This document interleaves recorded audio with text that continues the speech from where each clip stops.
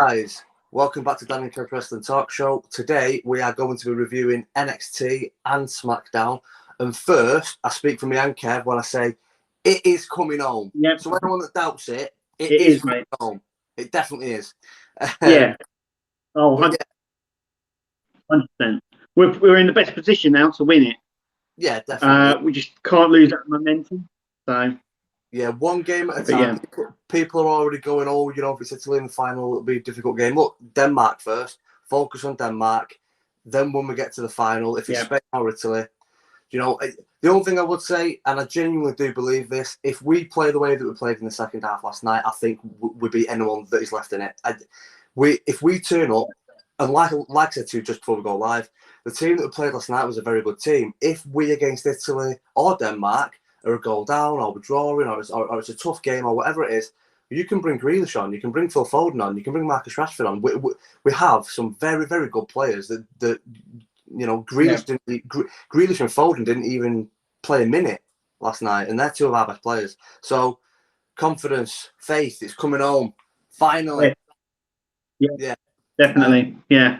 I think we're in the best position now to win it. But like you said, let's just not think about that. We've got Denmark next. Let's concentrate on that one, and then we'll concentrate on the final once we're through. But yeah, I think we're in the strongest position now. And like I said, I've been watching it the whole tournament, and they've been let's not beat around the bush. They've been boring as hell. Yeah. I don't know what was said in that locker room, that second half, but whatever was said needs to be said again, so we can come out and do exactly the same. Because they were a whole better team when we came out, and instead of just defending that one goal, we pushed, and we didn't stop. We didn't stop after three. We carried on, and I think that's what you need to do. Not sit comfortably. We need to keep attacking like we were. But yeah, we're in the best position now. Agreed, and I just want to make the point as well, just before we move on to NXT. Any England fans that are watching this, you need to think now. Look at the squad that we have. 3 years ago, we was in a World Cup semi-final. We were all proud of them, even when we got knocked out by Croatia in extra time. We were all proud of them. We didn't expect them to get as far as they did, and even the players, us as fans, we know we should have won that game. Now, anything can happen in a final. Yes, we would have probably got battered off France anyway. France were amazing in that tournament. And did they beat Croatia 5-1 in the final? France would have probably have battered us anyway, but anything can happen in a final. But the point I want to make is those players that played in that World Cup semi-final 3 years ago that tasted that defeat, that was heartbroken, that was devastated after losing that game from 1-0 up and should have gone on to win. First half, we were very, very good. Second half, we just completely fell apart. I think the nerves just got to them and they fell apart second half. But they will learn from that. They've been in a World Cup semi-final. They've lost a World Cup semi-final. They remember how that feels. But that squad that was in that semi-final are still there now. But we've also added the youth of Bellingham and Sancho and Grealish and Foden. They're now there. So we've got the experience that have been there, played in World Cup semi-finals, know the crack, understand how difficult it is, and we've also got youth as well, talented youth. I think we should be feeling really, really confident because the football we played second half, we've got a really good blend of youth and experience now, and I really think we are going to go on and win it. Yeah, totally agree. Shall we get on to NXT? NXT, right. Again, as always, I've got it all written down in front of me in order of it happening, so, Right, well then, you go. And I'll chip in. We started NXT off with Shotzi Blackheart and Ember Moon versus Dakota Kai and Raquel Gonzalez versus Osaka and Io Shirai. And obviously the winners went on to get an NXT title opportunity at Great American Bash next Tuesday. So what did you think of that match? Excellent. Excellent match. What a really good match. Really good match. Very surprised by it, but not really considering where they are and everything. But yeah, that was a really good back and forth. It was a perfect match for me. That was really good. I actually wrote down great match. The women on an NXT are smashing it, and what I mean by that is me and you have been very critical, not of the women, the way the women have been used, underutilized, and the state of the women's wrestling division on Raw and SmackDown and AEW for all you bleeding AEW warriors. The women's division has been horrendous on AEW. NXT is the only one that the women are absolutely smashing it every single time. And that was they're killing it match. Yeah. It was excellent. I couldn't say a bad thing about it. It had everything. No. I think the right team won. Just because, but it's just like it's a mixed match team. I don't think they're going to win titles, but it's going to be interesting because, like Io said, that she's never beaten. Candice LeRae has never beaten her, so that's an interesting point to make. So, maybe Io turns on Stark, but I think it would be cooler if Stark turned on Io. She's actually really impressed me the last couple of weeks, Zoe Stark. Definitely one to watch. Very, very talented. And I tell you what, I used to hate Shotzi Blackheart. I don't know why. She used to get right on my tip. I've always liked her. Well, you would. She got right on my tits. I don't know what it was. She just irritated me. But the last 2 or 3 months, every time I see her, she's really, really good. Really good. Yeah. She's. I've always liked her. She's been very good. But she's a bit like Marmite. I think you mentioned it before. You either like her or you hate her. Yeah, and but she's I've always liked her. With she's very unique. No one else comes out like a little tank. Howls and has the green hair and the army hat and all that sort of stuff. So I think she's got a very unique look. How that translates when she gets called up, because she's been having dark matches before SmackDown the last couple of weeks. Actually, they're looking obviously to bring her up. It'd be interesting to see how she plays up when she comes up. But she will do really well on. I would send her to SmackDown permanently, and I think that she'd do really well there because she's fearless. She's absolutely fearless. She will jump off anything. She'll. We need more of that. I don't. What is strange, obviously, is everyone that did come up that went back to NXT got better when they went back to NXT, apart from Ember. That has to be her injury. I mean, her injury, probably should have ended her career. She's come back, and she isn't the same. I mean, I thought that it was down to her character change, that her character wasn't as interesting as her other character that she used to do. But she still hits an amazing Eclipse. I love her finisher. But her actual wrestling, it seems a bit stale now. There's nothing interesting, especially when she's in a tag team with Shotzi, who's very inventive and very different. And I do feel a bit sorry for her because I do think that injury has ruined her. Yeah, it's going to be different, interesting to see what they do with her. Like you said, she's been called up. She went back to NXT. If Shotzi gets called up, where does Ember sit in with everything? It's going to be interesting unless she comes up as well, but we don't know. We'll see what happens with all of that. I think she'd probably stay on NXT, to be honest. I can't see them bringing her up. What's shown to bring her back up? I don't think it'll be too long until Io gets brought up as well. But the next thing was they announced that the NXT Breakout Tournament is back in 2 weeks' time.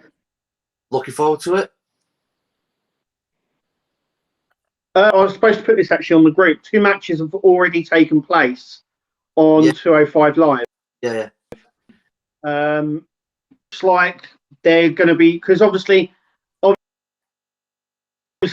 205 Live's roster's been decimated. I think they've got members now on 205 Live, so obviously they're going to be using that as a platform for this breakout. But I know that they had 2 matches on 205 this week, so it looks like they're branching out on that as well to sort of fill 205 up. Yeah.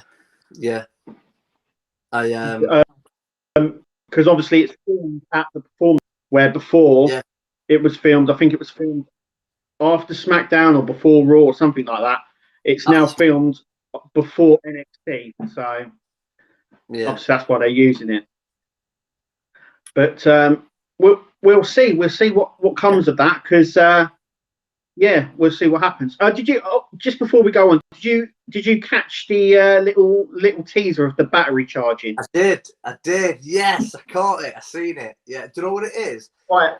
My theory on that is this new guy that they've got coming up. So if you've noticed, they've been teasing this new guy, the next Brock Lesnar, this young chap who looks a little bit like Brock Lesnar. I've got a funny feeling soon, and I've got a funny feeling that battery is to do with him. It could be. I mean, it's definitely the Great American Bash, because it's now at 81%. So it was going up in 10% increments throughout the show, and now it was at 51 at the start. It ended at 81. So it's Great American Bash is obviously next Tuesday. So whatever it is going to happen there. I don't know how far along his rehab it is, but I'm gonna take a punt on it being the return of Ridge Holland. Right. Okay. Which I would absolutely love. He is a machine. He's really good. Horrendous injury, really bad injury. I'm hoping that it's him, and given how long he's been out, it feels like it's the right amount of time for him to maybe come back. So I'm going to say that it's Ridge Holland. Obviously, you're going to say it's this second coming of Brock Lesnar. But interesting. We'll find out in 2 days, mate. What happened? Yeah. The only reason I say it's that new guy because there was a report out saying that he was going to debut probably at the American Bash or the week after. So with that battery, it just coincides with it slightly. But you're right, it might be someone completely different. It might be someone we don't know. It could even represent a group or a faction. Yeah. We'll have a look. Like I said, probably Great American Bash. So do you know what I'm happy about? I'm really happy that it ended at 81% because throughout NXT, it was about halfway through. When it was on 71%, I thought if this week's NXT ends and it's on 99%, it's like the battery's just at the start of Great American Bash.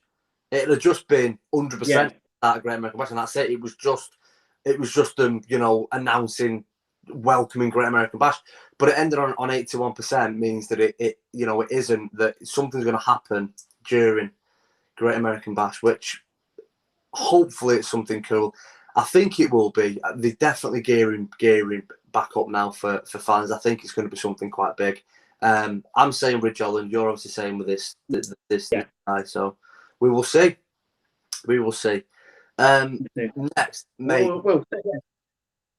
Huh? So Karrion Kross's promo.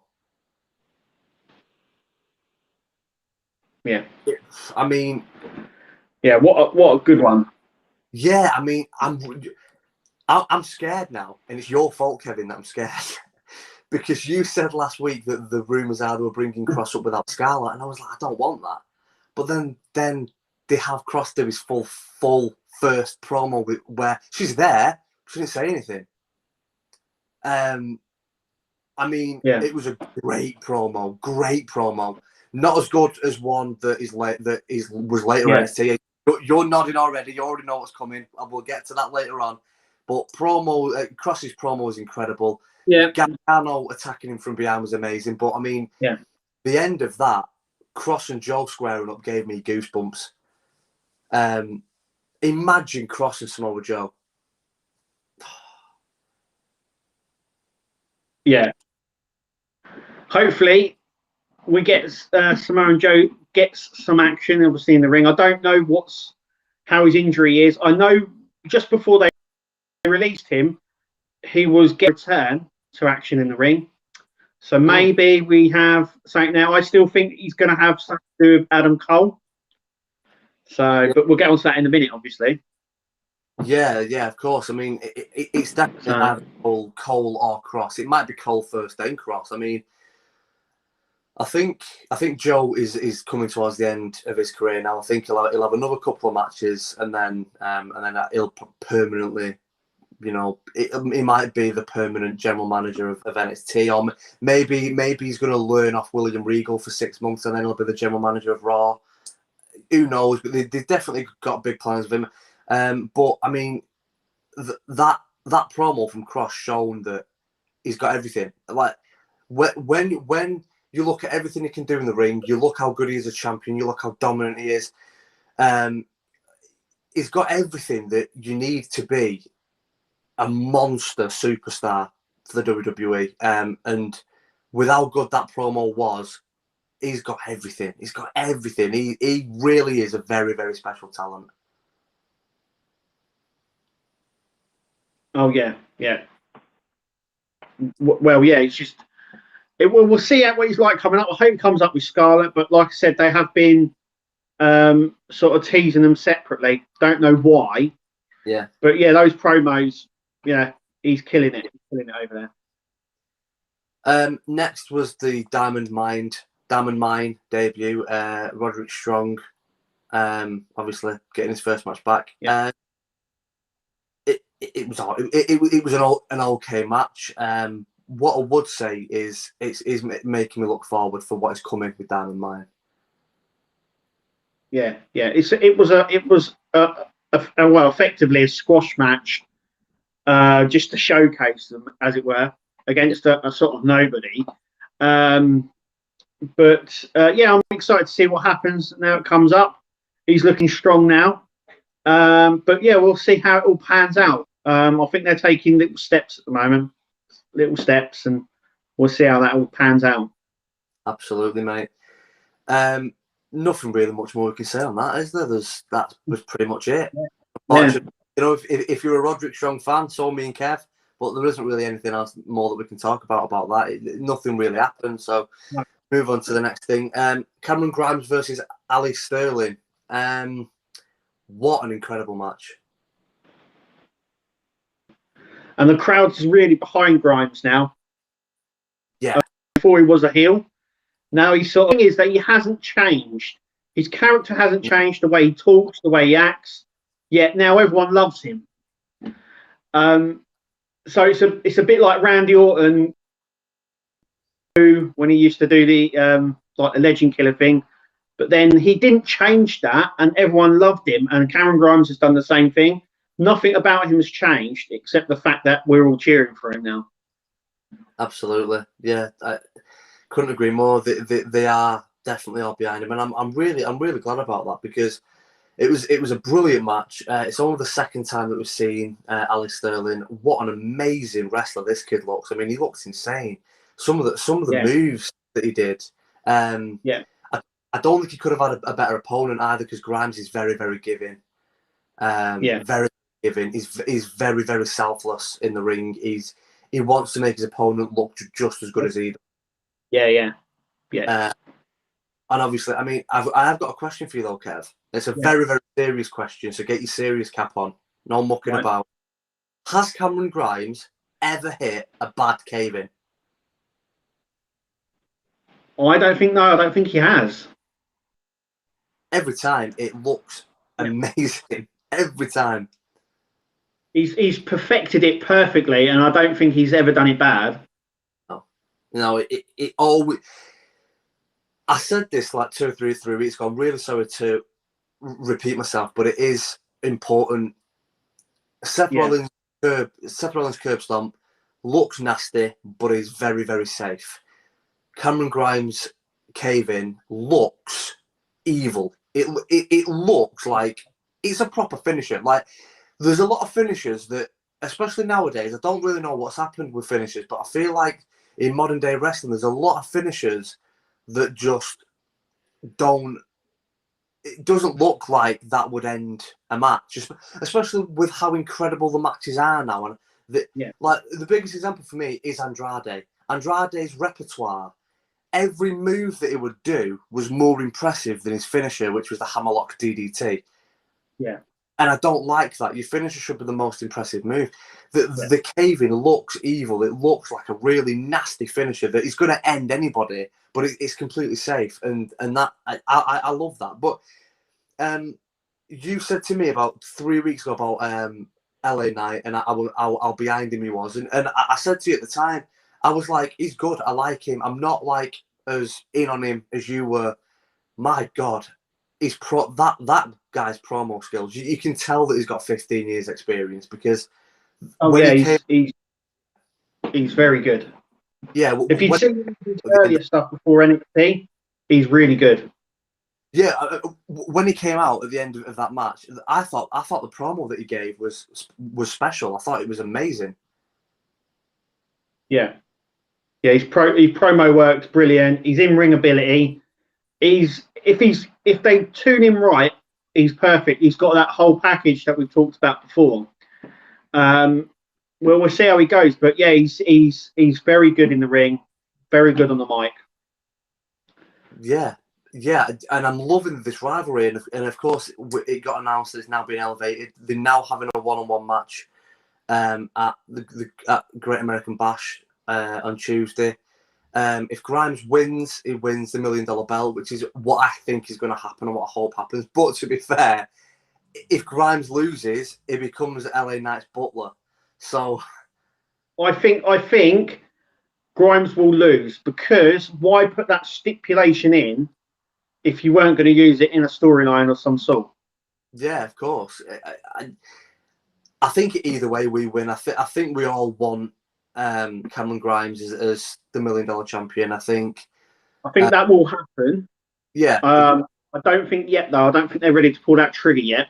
So I've got a funny feeling there's going to be a point where he's going to be LA Knight's butler, but he's going to do some things to him, sort of, I don't know, spike his drink or his food or something like that, that he doesn't see, and he'll laugh, and, you know. I agree completely. Imagine how funny Grimes is going to be as LA Knight's butler. That's just comedy gold. That's what I mean. Yeah. But eventually, I think that's what will happen. It'll be a comedy segment section where he's the butler, and then it will lead to another match where Grimes will win. Yeah, I think I'm with you on that one. But again, I think we only really get this on NXT. I feel like on Raw or SmackDown, you want one thing, and if that one thing doesn't happen, you're pissed off, basically. NXT, I feel like a lot of the matches, you're generally 50-50. Like, you don't mind, because either way it's good. Doesn't matter who wins. You know, I feel like NXT do that really, really well. That you don't really care who wins as long as it's a good match, and it's always a good match. So, yeah, definitely. Yeah, either way on that. But next was the Adam Cole Kyle O'Reilly promo. I mean, we've seen O'Reilly promos, but we all know how good Adam Cole is at promos. But that was amazing. That's the best promo they've done, I think. Yeah, 100%. Bringing his wife into it, saying all this, having that third element, Samoan Joe there as well. Yeah, it was like, well, especially when he locked in the there, and Joe just stood there for a while, walked up the ramp, and then went, "Okay, you can go and break up." And then they broke up before they got in the ring, sort of thing. Yeah, very, very, very good. I loved. I mean, Cole was pulling on Joe's pants, going, "Get him off me, get him off me." And Joe just put his hands in his pockets and looked down like, "No, I think I'm just going to leave there for a little bit." Really good. Yeah, really, really good. I think this is going to lead to Adam Cole versus Samoa Joe at some point. Yeah. What I'm liking is they are keeping us guessing. Again, it's something that Raw and SmackDown don't do, that Triple H does extremely well on NXT. Yeah. Is on the same night, you have a face-to-face and a bit of they're squaring up. Oh, is it John Cole? then you go, oh, hang on a minute, Joe squaring up to Cross. Who knows? But I think that makes more sense. Joe versus Cole, and then hopefully maybe Joe versus Cross afterwards. Yeah. It's the first time. Well, it's the third time, should I say, that they've had a sort of altercation, him and Adam Cole. So it might be building to something. Definitely. Next is an interesting one. Anyone that watched our previous video, if you've not watched our previous video, please go back and check it out. It was a really good show where me and Kev reviewed Raw. And we both spoke about, well, I went on a rant, but luckily you was just as frustrated as I was with Charlotte ending the match with a big boot, which was weird. There was another weird ending to this match where Jake Atlas and Mercedes Martinez versus Tian Sha, Boa and Xia Li. The ending of that match was very, very weird. Now, haven't you heard about that? No, I have. The couple of days after, I did keep checking Twitter and I didn't see anything. So, right, yeah, she physically got knocked out. Oh wow! Well, there you go then. Yeah, so swinging kick knocked her completely out. Post saying that she's going to be out. Martinez is now going to be out for a couple of weeks. She suffered a concussion. So, yeah, it generally knocked her out. You can see her tense up as she's getting rolled. I don't know why the ref didn't count 3 and only 2 and then stop the match. Well, that's what I thought. I thought, to be honest, it looked clean. The kick looked clean. I mean, I actually rewound it and watched it again, thinking, as the kick connected, it looked close. But to me, the camera angle was obviously very, very good. To me, it looked like it was a really good kick from Xia. I thought maybe she'd landed awkwardly because she kind of landed. It makes sense now. She got knocked clean out. It looked like she landed like on a shoulder, like she didn't land on a back. No, she landed flat on her face, and then when Xia turned her over, she was tense, like she was all tensed up. Right. Yeah. And the ref counted 2, and then obviously she was gone because the camera didn't pan back to her. Didn't even pan to the ref saying, no, it's finished. And then they walked off, and the camera stayed with Xia Li all the way up to the ramp. But no, she was genuinely knocked out, and it's been reported now that she suffered a concussion, and she's gonna. There's no time frame on her return, so she could be out for a couple of months or even. Well, Mr. Kilford, I'm not gonna lie. I'm a little bit disappointed in you. Why did you not forward on this information to me so we didn't look like a knob when we came on air? No. I thought you'd known. I've only just found out about the concussion this morning. It's only been reported by a few sites, but yeah, she was generally knocked out, and now it's been reported that she's got a concussion and she's going to be out for a couple of weeks.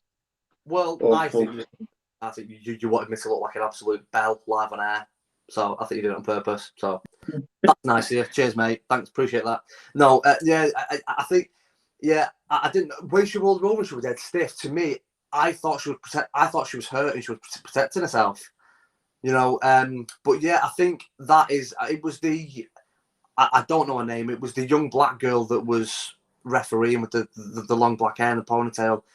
She's obviously a little bit inexperienced because I think usually it's obvious when someone's not clean out.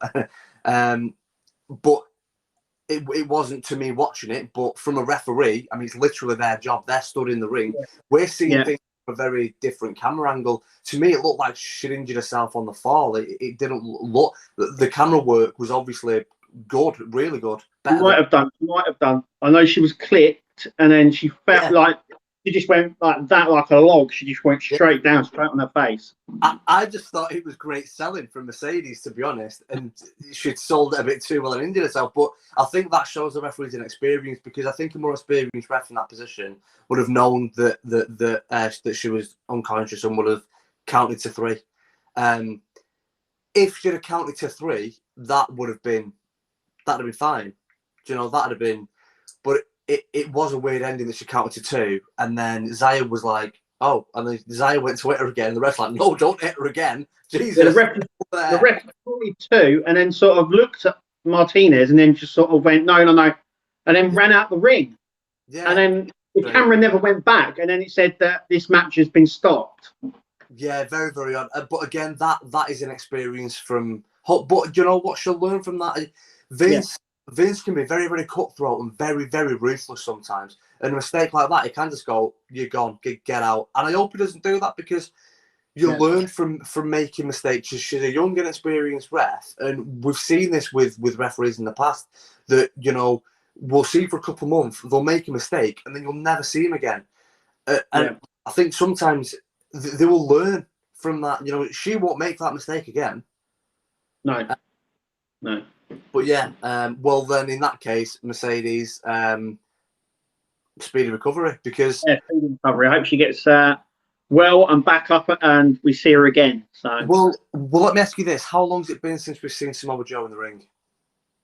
A long time. Well, yeah, a long time. Concussion. How long did we miss Alexa Bliss for? That was a concussion. Yeah. They are very, very, very strict now with concussions, and it is because of, obviously, you know, partly to do with why Edge had to retire was concussions on top of the neck injury. Daniel Bryan lost 3 years of his career because of concussions. They are extremely strict now. I hope it doesn't cost her too long, because with the greatest of respect, don't mean no disrespect, she hasn't got that long anyway. You know, she's been a professional now for nearly 20 years. You know, she finally got a moment. She's finally signed with WWE. This is a moment now to show the world how good she is and have her WWE moment. I mean, Alexa Bliss missed a year. Samoa Joe's missed over a year. Yeah, definitely. I really hope that it isn't that serious, because if it is, we might never see her again. Hopefully that doesn't occur, and we see her again soon up and about. But concussions are very it's a really grey area. Sometimes you can come back from it, sometimes it just takes longer. But we'll see how she pans out. I hope she does well. The next thing, mate, you're probably going to start nodding again. And I said, I'm going to come back later. He was like, yeah, you know what I'm going to say. I think on this with NXT, Tommaso Ciampa proved that he is genuinely one of the best you will ever see in ring and promos. That promo, for me, gave me goosebumps, and in my opinion, and I've been watching wrestling for 25 years, you've been watching it longer than me, that is one of the best promos I have seen in ages. Ages. That was incredible. I want your opinion on it, because what I loved about it was how slow and methodical he was. Like when not Wesley, but Nash Carter, when Nash slapped Ciampa, mate, he didn't even flinch. The promo that he'd cut before that was like, hey, Ciampa's rolling, Ciampa's on a roll, Ciampa's doing his thing. How good's Ciampa at promos? We're not we're not seeing anything yet with how good it got. And then obviously Nash stood up, slapped Ciampa, mate, he didn't even flinch. But what I loved was Timothy Thatcher went to defend Ciampa. Ciampa just shoved him back one arm and sent Thatcher flying. And then Thatcher, like, obviously stood up, pissed off, ran right at him, and Ciampa just put one arm across his chest and just stopped him one arm. But then he just stuck a finger up and was like, "Stay there." And this is to his teammate. Didn't even say anything. Yeah. Stuck his finger up and was like, "I've got this. You stay there." And Ciampa did. And then the way he just slowly walked up to Nash, whispered into his ear what they're going to do to them, the Great American Bash, and then kissed him on the cheek and walked off. Yeah. I mean, what were your thoughts on that? It was a brilliant promo. I don't see MSK winning somehow. I could see them picking up the tag titles, but that was brilliant. Yeah, really good. It shows how well he is, like I said, at the promo stuff and obviously at the wrestling. But he's brilliant, and that promo was excellent. Right on the. I mean, talking about the promos and that. I mean, that's the second. Well, no, it's probably the third best promo on this one show. We had Cross and we had Adam Cole and Kyle O'Reilly. Yeah. Already. Yeah, this is what I'm saying. But the first one was obviously Samoa Joe and Karrion Kross. And that was incredible. But then for me, the Cole O'Reilly one was even better. And then the Tommaso Ciampa one was even better than both of them. I agree. Yeah, I agree. Definitely. What was I going to say to you? What I would do, and this is my opinion, mate, you've been right with every prediction you've done so far. Please be right again about Ciampa going up, please, because he's 2 years ago. He was asked in an interview, you know, is it time for you to go up to Raw or SmackDown? And he said, the day I get asked to go up to Raw or SmackDown is the day that I retire. And his reason for that was he loved NXT, but NXT wrestle in the same building every single week. He's got a young family. He didn't want to be on the road. It's now after COVID, they're now going back on the road again. What I would do if I was Vince McMahon and I was Paul Heyman and I was all the other executives, I would say to Ciampa, you are one of the best in the world at what you do at the minute. We want to bring you up. Doesn't matter, Raw or SmackDown, doesn't matter. Bring him up to one of them, right? And you say to him, you do what you did to Cena when he got to that level, to The Rock, to Stone Cold. You do for him what you've done for other talents that are on his level. You say to him, you don't have to go and do every single dark match. You don't have to do every main event. Do a couple because the fans want to see you. But we will find a balance that you're happy with, where you're at home spending enough time with your family, but you're on Raw or SmackDown every week, and we will, in all the other dark matches and all the other non-televised events that we do, you can cherry pick what you want so that you get to spend enough time with your family. Yeah. You've got to do that for him because you need to bring it. Raw and SmackDown needs Ciampa. Ciampa doesn't need them. Ciampa can be on any wrestling show in the world. He's going to be incredible. He's insane in the ring. His promos are one of the best you'll ever see. Would you, if you was in charge, say to Ciampa, we're going to bring you up, but you can control what events you turn up to? I think it's difficult because if you want him to win a title, then you need him there. Though saying that, you haven't got Sheamus at the moment on TV. Look at Lesnar as well. Yeah. So I think that's possible, but I think if you want to build someone, they need to be there every week. Yeah. On Raw, if he gets brought up to Raw, I want him on Raw every week. He needs to be. I'm talking about like the dark matches. So like on a Thursday afternoon, they'll do a main event in some random town that isn't televised. Do you know, when they're back on the road again, would you say all the events that aren't televised, that are just dark matches for the fans and like meet and greets and stuff, limit the amount of them that he has to do? He'll have to be on Raw every single week. Yeah. He'll have to be. I mean the non-televised ones. Oh, right. Okay. Yeah. I actually, come to think of it, I think they're going to scrap those sort of things because before the pandemic, they were actually talking about scrapping them anyway. Good. Coming out of the sort of a live event, because they were, I think it was hemorrhaging money and it wasn't making them a lot of money and they were dotting about all over the place. Yeah, so I think that there was a way of them stopping it was the pandemic. I don't think they're going to go back full time to that. Hang on. Got something there. So I don't think they're going to go back. Obviously, in the UK and their tours, they're going to carry on doing those sort of things. In the States, I think they're stopping it as many as they used to. That way, they don't use a lot of their talent. You've got to think that they had, Epico and Primo when they were about. They were always on the live shows, the dark events, if you want. But then when they're on the main show, you've got to think how many people they've got rid of, and then. It was very, very rare on these dark shows that you would have people like, Roman Reigns turn up or The Undertaker or anyone like that, because it was just like a live event. So you'd get a lot of, and not only that, a lot of the stars used to preview new stuff before TV on those sort of things. Yeah. So, but But yeah, I remember WWE talking about this. I think it was in 2019 that they wanted to scrap it and they wanted to stop it. And obviously, the pandemic's helped with that. Not only that, like I said, they've not got the roster, I don't think, to do it anymore. So I don't think that sort of thing's going to happen going forward.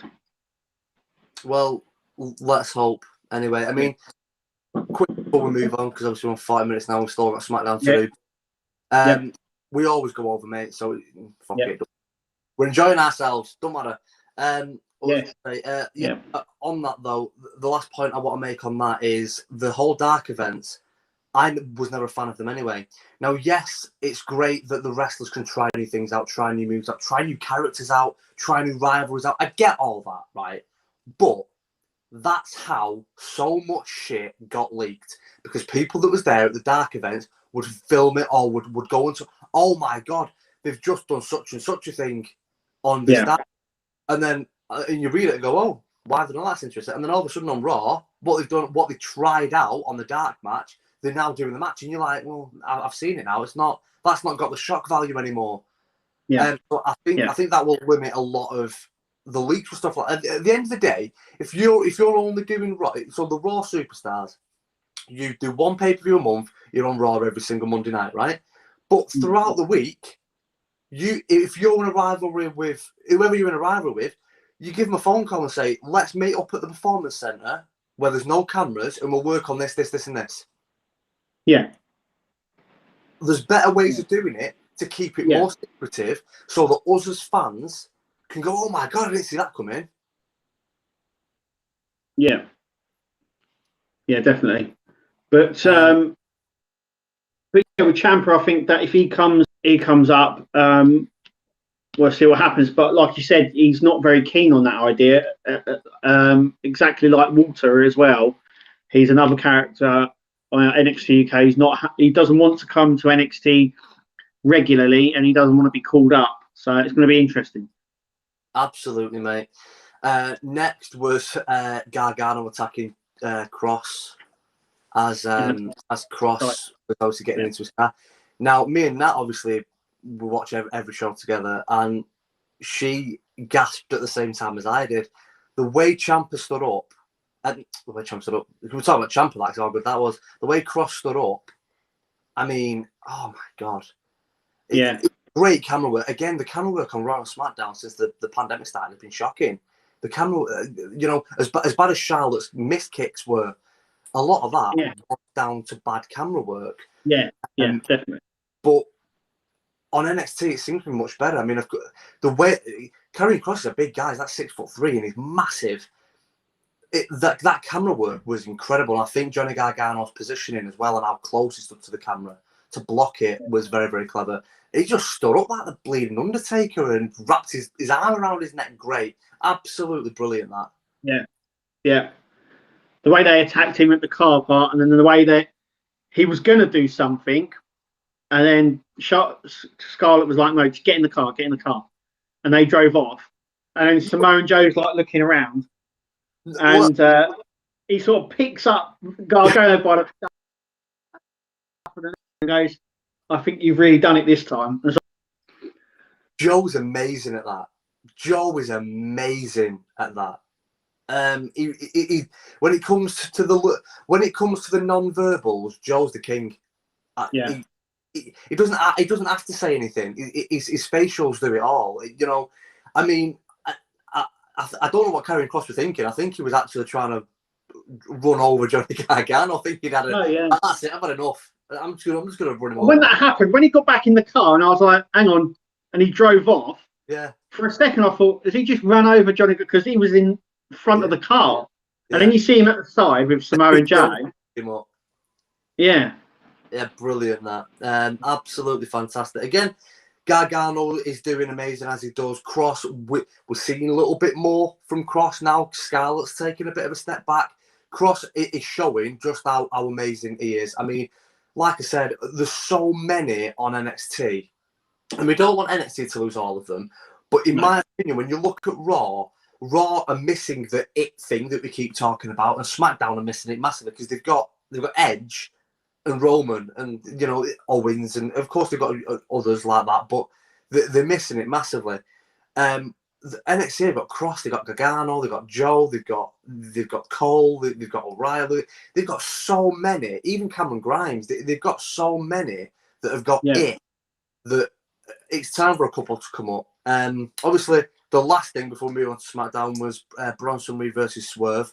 I was stunned, but before I let you get it in there, I've actually wrote down here Kev the something. I can't say loud and air the word that I said. Kev the something called it again. Reed's got to be going up. Yeah. He was in main event. He's done a few other matches going forward. Him losing the title like that just signals to me that they're moving him up. I was shocked as well for him to drop the title just like that as well. Like not at the Great American Bash, but just that like he did.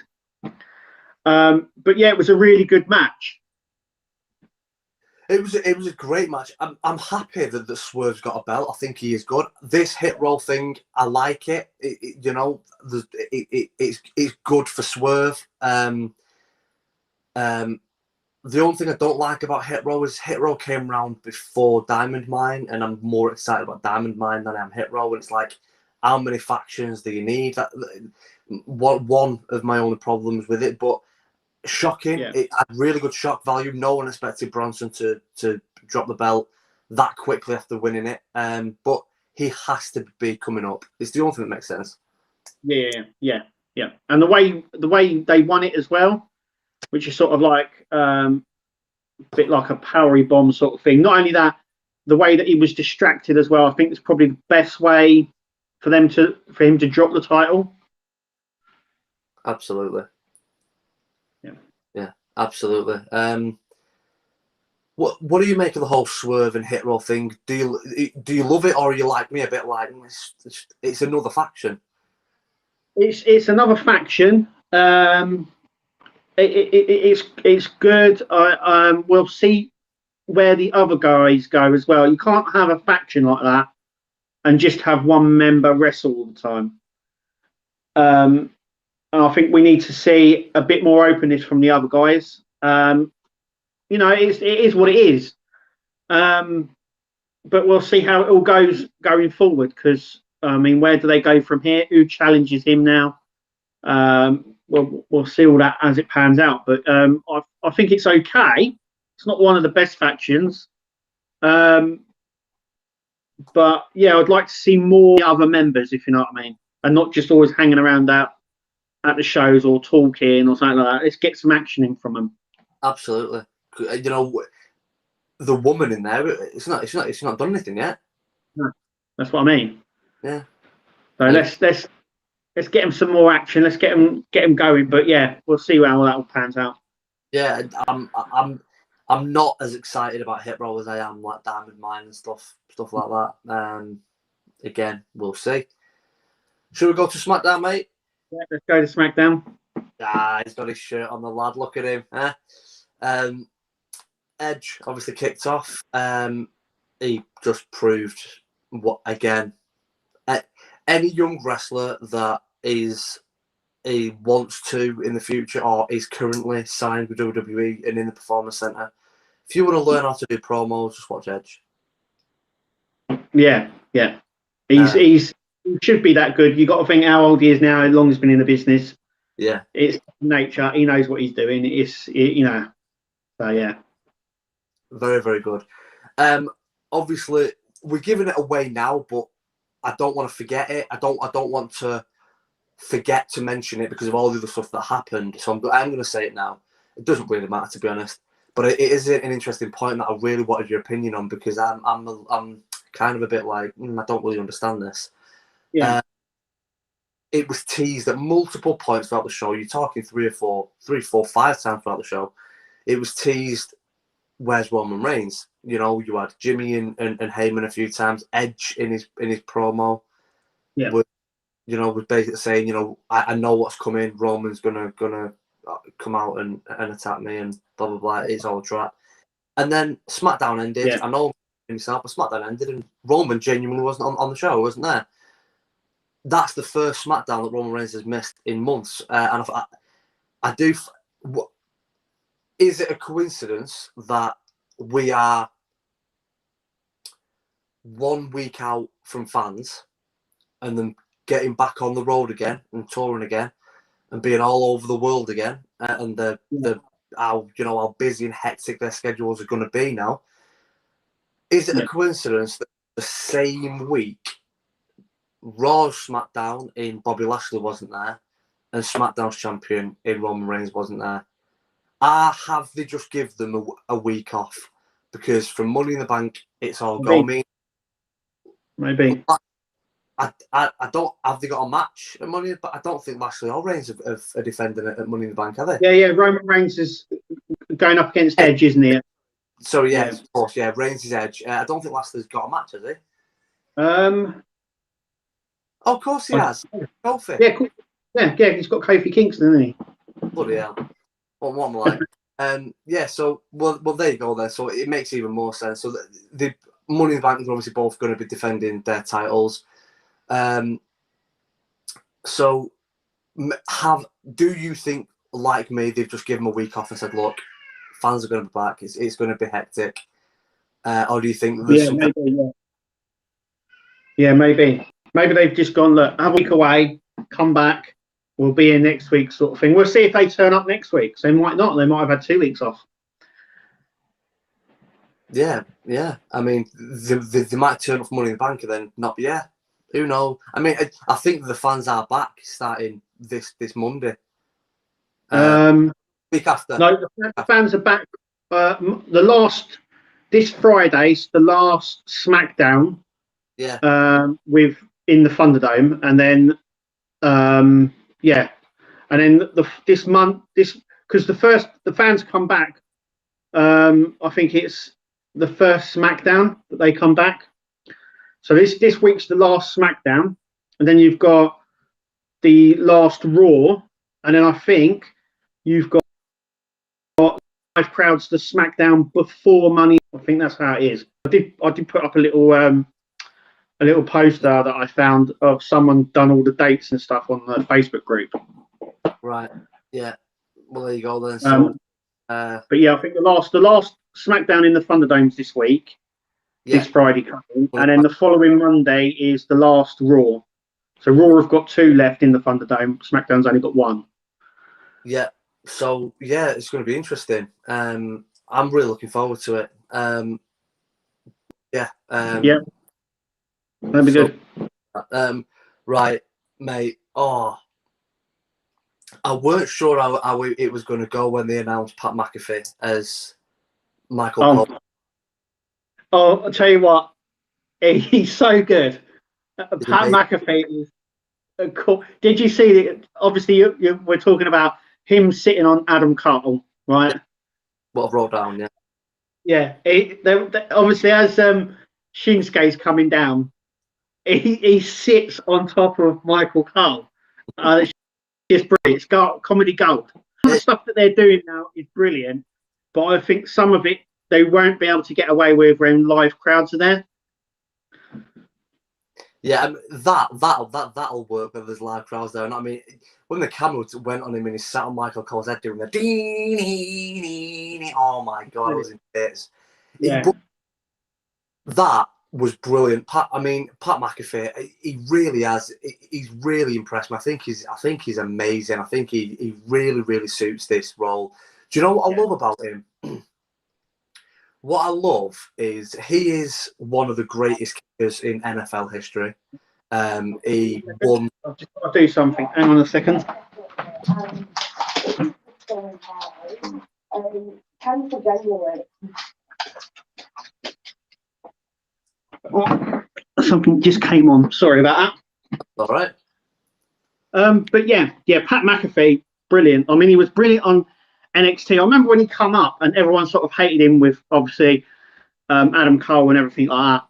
But yeah, he's so good. He knows. If you've ever seen his show on YouTube and stuff like that, he's brilliant. He knows how to talk. Yeah. He's brilliant. Yeah, I mean, him sitting on him was amazing. But what I love about him is obviously one of the greatest kickers that the NFL's ever had. He won kicker of the decade just before he retired. And then, we all know that he's been a wrestling fan, but I love how into it he is. Like, he stood up the whole show. Oh, yeah. When he's on him, he's actually stood up looking down at his screen but it's like you can tell he can't help it. Something happens and he's on his feet.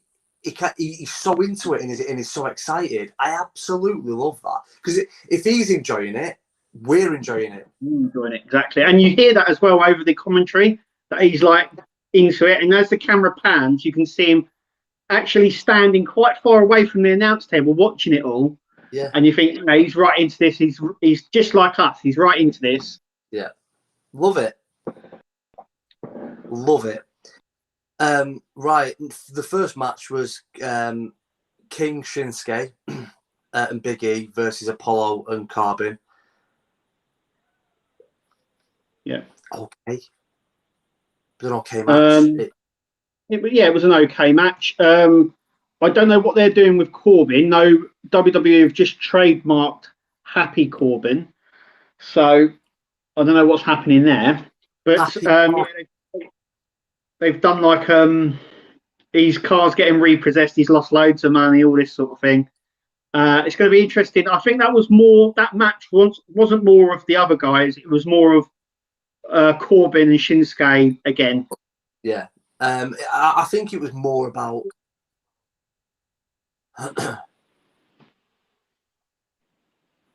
Yeah, go on. Yeah, it was more about messing with Carbon, wasn't it? The actual match, given how good all four of them are, the match weren't about that. It was about showing Carbon down in the dumps, basically, wasn't it? Why Happy Carbon? I don't really get that. No one knows. I've got a funny feeling it's going to be a sort of a comedy thing that not Corbin's going to do. It's saying that maybe they're going to sort of exploit and say, "Oh, come on, you've got to be happy.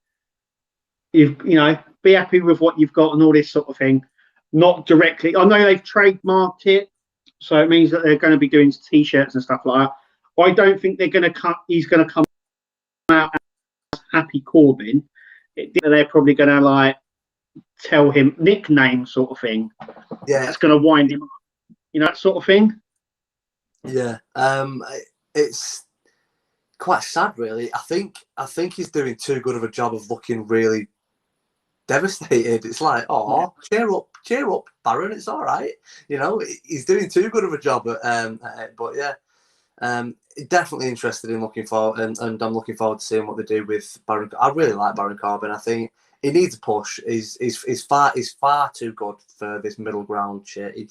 He needs to be in main events now. He's got everything that you need. Yeah, definitely. Then Bayley again, another good promo. Yeah. They announced that Bianca and Bayley at Money in the Bank's going to be an I Quit match.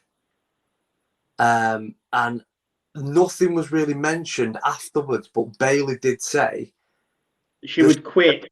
Yeah, she said, "I've never quit in my life." She'd never quit in her life. She goes, "If I do quit, I'm going to quit wrestling. I'm going to quit doing this.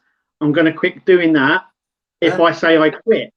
And it's one of those things where you go, "Well, I don't see her giving up wrestling." So they've kind of backed it into a corner where you're going like, "Well, Bayley has to win because I don't think she's going to quit." Because she said, didn't she, in the promo? She goes, "I've never quit in my life, but if I do quit, then I quit wrestling. Then I quit all of this. I go home and do nothing." Yeah, I don't really know. Yeah, but I can't see them taking the belt off Bianca either. So yeah. It's going to be an interesting one. The only thing I can think of is Sasha Banks returns and interrupts the match. Yeah, we haven't seen Sasha Banks since she lost the title. No. And saying that, she was at the Performance Centre this week. It was reported that she was at the Performance Centre. So they could obviously be gearing for her to come back. So you've probably hit that on the nail on the head, I think. Sasha might come back. But yeah, we haven't seen her since she lost the title to her. She disappeared, didn't she? She went off. Yeah, of course. So it's definitely gearing up. And we need to do it in order, so we need to talk about it now. But it's definitely the highlight by a million mile. Owen Zane, last man standing. I'll let you go first, Kev. Yeah, awesome match. Like I said, you can't. I don't know why it is. You just can't put these two in and go, that was rubbish, because that match was once again excellent. I mean, if you'd seen, there's some pictures posted online of Sami Zayn's back, and it's like in worse condition than Michael McIntyre's. Where's Michael McIntyre? Drew McIntyre's back was. It's bruised to hell, really badly. But those two took each other to the limit. Yeah, yeah. The double table spot as well with Kevin Owens going through it.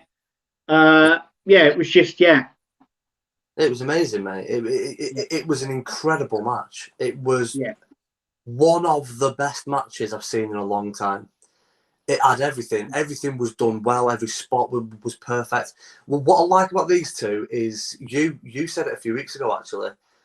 These two must have some sort of bro code, because they've been best mates for over 15 years. They were the best men at each other's weddings. They clearly say to each other before they go out, punch me, hit me in the face. Because you punch me in the face, you're going to piss me off, which means I'm going to retaliate. I'm going to hit you in the face. That's going to annoy you.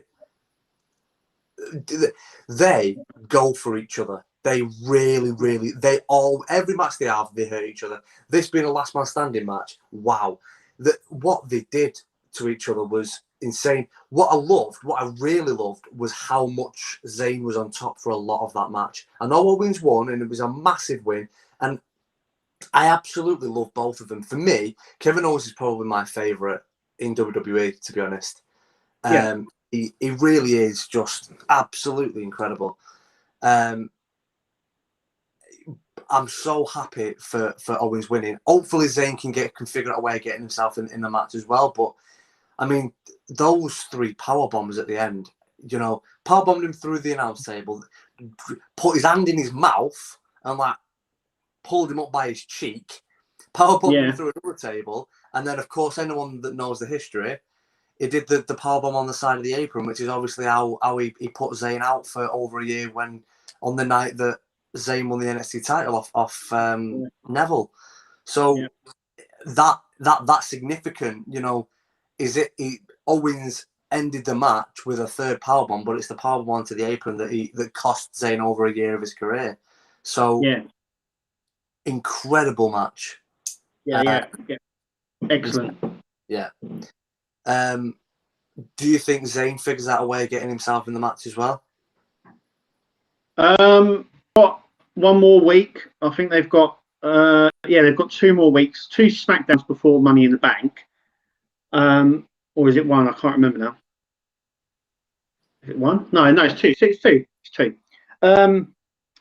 Maybe they do the similar thing that they did on Raw, where it's like they'll have some sort of triple threat match or something, and they get a final chance, and Zayn gets put in that way. Hopefully, fingers crossed. They on Raw, they've very much done matches that we hadn't seen. Yeah. And that's what I love about Money in the Bank qualified matches. SmackDown have gone the other way. They've only done matches that we've just seen for the last few months. But whatever. Next is probably the biggest talking point of the whole thing, because I am so confused. Right. Zelina Vega is back. Why? They've just sacked her husband. Yeah, well, just before SmackDown, Tommy End, Aleister Black, he actually went on Twitch and was talking about it. He said he obviously can't say much. He also said that he has, because they were like, he actually said that she was coming back. But he's actually said that he has no intention of returning to WWE at the moment. The way she was introduced as well, I would have thought they might have waited for the crowd to say, oh my God, no, she's back. But the way that she was introduced as well, with Sonya Deville just saying it, it didn't come across as big of an impact. And not only that, she loses her first match back as well. Yeah. I don't understand that neither. Oh, I didn't get that. But yeah, apparently there's been a lot of rumours circulating with this as well, and that a lot of people have apologised for releasing her and the incident that occurred. There must have been something there for her to come back to. But she's also deleted, also more than one point, she's deleted a lot of her tweets that she put out after she was let go and before about a union and all that sort of stuff. She deleted all those tweets quite quickly. But yeah, I don't know why they brought her back the way they did. They've just entered her into the Money in the Bank. Once again, Liv beats her or beats an opponent, but Which still is isn't in the bank. But yeah, she returns to not a very big fanfare and then loses. I don't get it, but yeah. I don't get it, mate. And they've just sacked a husband a few weeks ago who is one of the best superstars in the world because he has everything. He's amazing at promos. He's got an amazing character, an interesting character that is different. It's completely different to anything else that you'll see. His mic work is incredible. He gets himself over with ease. Like, he's not even trying. He gets himself over without even trying. He says very, very little, and yet you're with him. You're behind him. You're backing him. You want him to do well. And then he gets in the ring, and your jaw drops. He's a jaw-dropping superstar. The things that he can do are, quite frankly, some of the best things that you will see.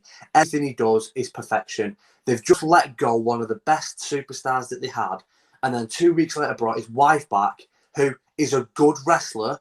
Now, the women's division, as we've been saying for a long time, specifically on SmackDown, needs freshening up. There's nothing there. I'm glad they brought her back. She's a good wrestler. She's an experienced wrestler, but she's a great valet. That's what she's great at. When she was with Andrade, her best work, she's great at promos. She's a great valet. She's a good wrestler. She's not incredible. She's good. And I'm glad that they brought her back, because I think they need her to wrestle at the minute.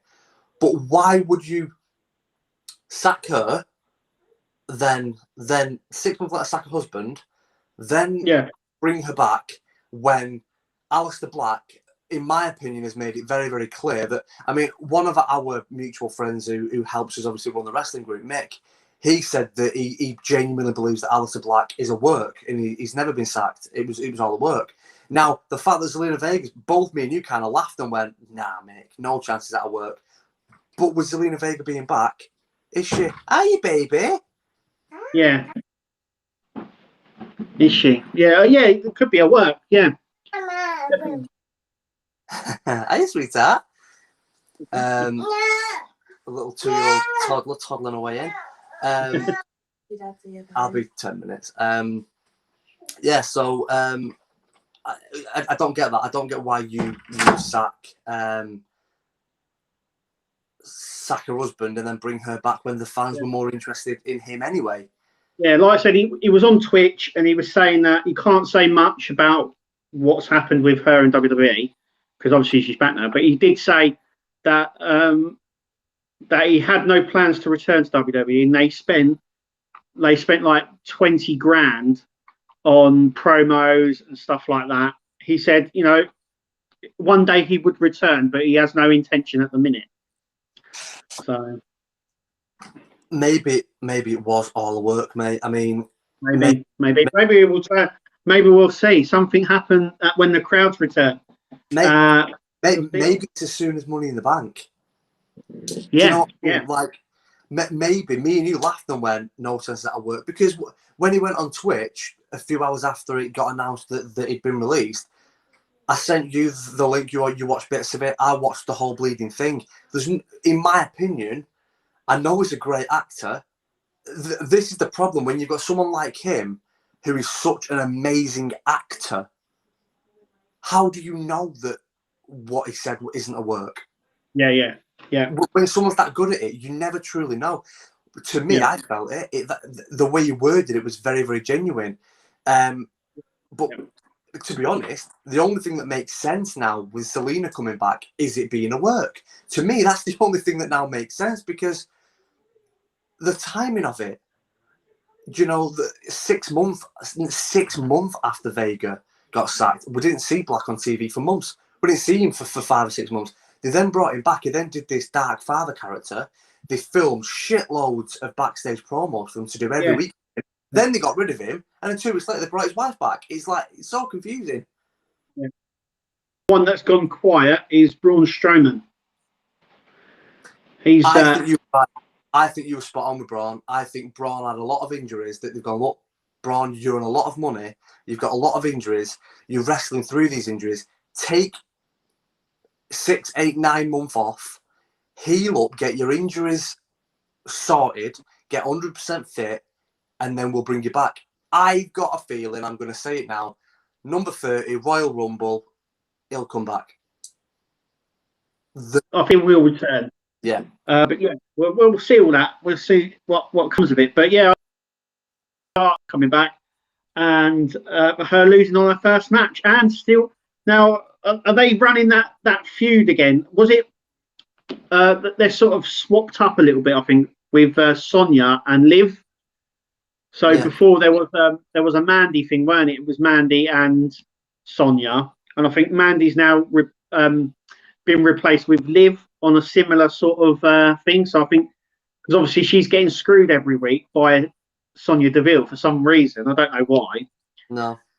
Maybe that's going to lead to something. Maybe, mate. Maybe. It doesn't make sense that her first match back she loses, but Liv Morgan has now won. Like, they've put her up against the opponents that they've just been given a chance into the Money in the Bank ladder match, and she's beat all of them. So she's obviously going to be in the ladder match, otherwise none of this makes sense. So Liv's obviously going to be in there as well. But then after that it was announced that Seth and Cesaro next week, Money in the Bank qualifying match, and it was also announced that Shinsuke Corbin is also Money in the Bank qualifying match next week. Again, 2 matches that we've had for months, but this is the way the direction SmackDown have gone in it. I do find it very interesting that Raw went very much down the traditional route that we as fans love, is, you know, Randy Orton, John Morrison, AJ Styles and Ricochet. It's different. It's fresh. SmackDown, it's like, oh, so every single match you've done, it's the match that we've had every single week for the last week. That is because that's all there is on SmackDown. They haven't got anybody else. The people that we see on screen, that is their entire roster. No, I understand that, but they could have mixed it up. So it could have been Owen Cesaro. It could have been Sami Zayn, Seth Rollins. Yeah. I see where you. I agree that they've only got that pool, like the wrestlers that are contesting it. That's all they've got. But mix it up. Yeah. Within those 6. That's what I'd have done. But you know, at the end of the day, if they'd have done it my way, we wouldn't have had Owen Zayn in the last man standing match. So. And you can guarantee that Seth and Cesaro will be a great match as well. Yeah. So, you know, and I reckon Cesaro should win that, and then maybe that could be Cesaro or Drew McIntyre winning that. That would be a really good matchup, I think. Absolutely, mate. Absolutely. We'll talk more. We've got one more point, and we'll talk more about what we think could happen at Money in the Bank just before we finish off. But Edge absolutely battered Jimmy Uso at the end of SmackDown. Absolutely battered him. And that at the start as well, where he said, you know, where he was for a couple of weeks saying, "I'm not rich," and then Edge saying, "Well, you are now because you're now doing Roman's work." You know, where he said, you know, "You're now Roman's bitch." That was brilliant, because that was playing on what was previously said before when he was like, "I ain't no one's bitch," and now he's doing what Roman's asking him to do. Once again, from last week, where is Jay? Yeah. Where is he gone? What's the matter with him? No mention. He's just literally disappeared, and then said, "Oh, he's not coming back." And they've put Jimmy in the role of Jay now. I don't get it. Just have Jimmy join Jay and Roman. Yeah, and Roman Reigns didn't even come out. When you think, oh, you know, he's got the pole, and he's doing the same thing what he did with Roman. Yeah. And you think Roman Reigns is going to come out. He's got to come out, and he didn't. He just didn't come. Very, very interesting. Edge looks like a man possessed. Yeah. He looks jacked, and he looks in better shape than he did beforehand. Yeah. Yeah, he looks better now at 46 than what he did before he retired 10 years ago. But yeah, it's an interesting one with moving forward, because obviously that's SmackDown done. So feel free to move on to talk about whatever you want to talk about for another 5 minutes or whatever it is. But Edge,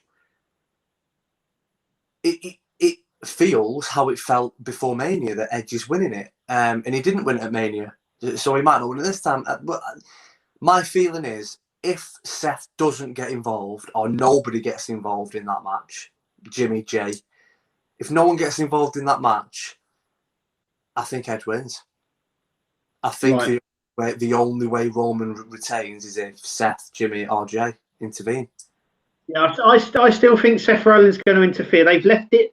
They put that little ticket on it last week, and now they've left it this week. So we've all forgotten now what happened last week, where he should be up for it, and then they said, "Oh, we'll consider it," and they've just given it to Edge. And so yeah, I think that is still going to play a role. We'll see what happens next week. Yeah. But yeah, I mean, he's in a good shape. We're now. We want Edge to win. Maybe that's why he doesn't. You never see these sort of things. Maybe you go, he looks strong. He's looking absolutely jacked. Maybe this is where he takes it, and then doesn't, through either an interference or something. Agreed, mate. Agreed. I have got a bit of an interesting one that I've just thought of that I can throw to you. Yeah. Seth Cesaro next week. Yeah. Yeah. What if Seth wins? Is in the Money in the Bank match. The Money in the Bank men's ladder match is first at Money in the Bank. Seth wins it. Now it makes sense for him to intervene, Roman Edge. Yeah, and cashes in. They need to do something now with this money, because I think I speak for every single WWE fan. All of us are pissed off with the way you've treated the Money in the Bank briefcase for the last 5 years. Since Seth Rollins did the cash in at Mania, what have you done that is cool and interesting with it since? Well, nothing. The only, I think they tried to do that when they did the cinematic one, but giving it to Otis, it didn't really pay off. No, yeah. This is what I mean. But that was cool and interesting, Yeah. No, go on. No, yeah, like I said, I think it was cool and interesting because they had to climb the building as such and then climb a ladder at the top. Yeah. And I thought it was done with what they had at the time, obviously with COVID and everything. I thought it was done at the best way they could have done. Yeah. And running the parallel, like the women and the men at the same time, that was all different. That's never been done before. So it was exciting and cool, but it was a lackluster end because they didn't do anything with either of them. And yeah, it was just lackluster, wasn't it? It was just like, Otis was very, very good at that point. Otis was, do you know what? We missed that match off of the Raw and SmackDown. We missed Otis versus Dawkins. Yes, we did. That's my fault. Yeah. And I mean, obviously Otis has changed now. Obviously, switching point. He's got rid of his hair. Yeah, shaved his beard off. Beard. He's now talking in the old, all that sort of stuff. He's actually talking like we are now. He's talking normally. Yeah. But yeah, I still don't really understand. But yeah. Yeah, he looks really good at the minute, Otis. He looks really, really dangerous. He's a big bloke. He was a good man. Yeah, big man. Very, very big man. Very, very powerful. Very athletic for the size of him. I think he looks like a real menace at the minute. I think he looks really, really good. Complete change for him. If they'd have turned Otis to this character when he still held the Money in the Bank, that'd have been brilliant. Yeah. Yeah. Like I said, with the Money in the Bank, this last time, they gave it to Otis, and then he didn't really do anything, and they sort of made it into a comedy thing, didn't they? Where he had a lunchbox that was Money in the Bank, and then he had the thing with the Miz where he was like, it was just full of ham and all that sort of stuff. But yeah, it didn't really go anywhere. Like I said, I'm hoping this time round it's the first match on the card, and someone cashes it on the same night. It's probably the only way that you're going to get a belt off of Roman or Bobby Lashley. So yeah, I agree. I think it's the only way. It makes more sense for the cashing to be on Roman because but Bobby's not had the belt for that long, and there are more in 3, 4, 5, 6 month time. You know, you can bring Keith Lee back, you can bring Braun Strowman back. There's lots and lots of people. You can bring Ciampa up, you can bring Cross up, you can bring Cole up. There's a lot of ways that you can get that belt off Lashley. I think Roman, the only way that you can keep him the head of the table and tribal chief and, you know, all that jazz, I think the only way that you do that is by having someone cost him, you know, someone cash in. But it's been 4 or 5 years since someone has. The last time someone cashed in, won the belt, won the Money in the Bank and cashed in successfully was Dean Ambrose, and that was when he did cash in that very same night and won it. Yeah, that's what I mean. It's been a long time since there was a cash in on the same day. Yeah, but even I think we do need a cash in the same night. But even, you could take that point even further. What, like, Otis won it last year and did nothing, you know, he did nothing with it, and then he lost it to Miz. I know Miz then did cash in on McIntyre after Lashley did all the work, but still, I can't remember who won it the year before, but whoever won it the year before didn't cash in successfully. The year before that was Baron Corbin who won it, and then he didn't. He failed with his cash in. So it's it's been. This will be the 5th year now. The Money in the Bank used to be massive. It used to be such an important part of the year, and it's kind of got away from that over the last few years. We need to bring back. We need to have that feeling that we had when Seth Rollins had the Money in the Bank for all those months up until Mania, thinking he's going to cash in. When's he going to do it? Oh my God! It was Brock. Obviously, but again. The other two was Braun Strowman and Brock, but their cash-ins weren't a surprise cash-in. It was both of them said, "I'm going to cash in at this pay-per-view and I'm going to beat you," and that was what they did. It wasn't after the match, the music hit, the run down. You know, we need a shock cash-in. Yeah, definitely. So let's see what happens. Yeah, see what happens. So we're going to round it up now. Yeah, we'll end it there. Yeah, okay then. So thank you for listening and watching. I've been Kev. I've been Dan. And we'll see you at the next one.